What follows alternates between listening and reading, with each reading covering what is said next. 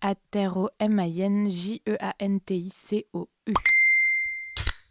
Voilà ce qu'il se passe encore dans notre pays quand une femme victime de violences conjugales décide de faire appel à la police. Dans la nuit de vendredi à samedi dernier, le conjoint d'une amie la frappe au visage à 2 reprises et détruit son portable pour l'empêcher de joindre qui que ce soit. Elle parvient tout de même à composer le 17.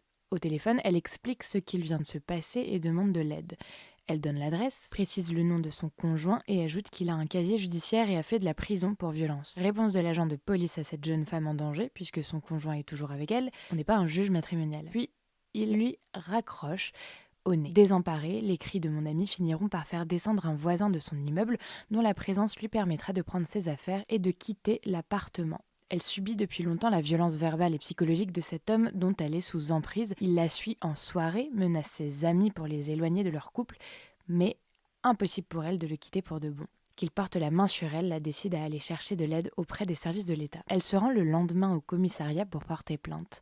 Elle fait à nouveau le récit de la nuit, déroule le casier judiciaire de son conjoint. « Il vous a juste giflé », lui répond le policier. Il refuse de prendre la plainte. La force à déposer une simple main courante qui ne sera d'aucune aide pour assurer sa protection. Lorsqu'elle raconte comment elle a été reçue, elle culpabilise. Je me suis sentie conne. La minimalisation de la situation par la police et l'humiliation ressentie l'a fait immédiatement se refermer sur elle-même. Elle ne veut plus en parler, préfère le cacher à ses parents.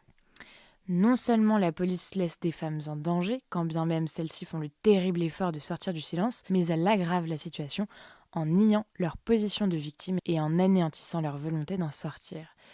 Faut-il venir défigurer dans un commissariat pour que l'on daigne accorder la moindre considération à votre témoignage, ou bien faut-il attendre qu'il la tue pour qu'on parle de violence quand un homme s'en prend physiquement à sa compagne ? Cela s'est passé à Bayonne, mais cela arrive régulièrement partout en France, car le problème n'est pas individuel, mais systémique. J'ai reçu des dizaines de témoignages similaires de femmes dont la parole n'a été ni entendue ni considérée par les forces de l'ordre.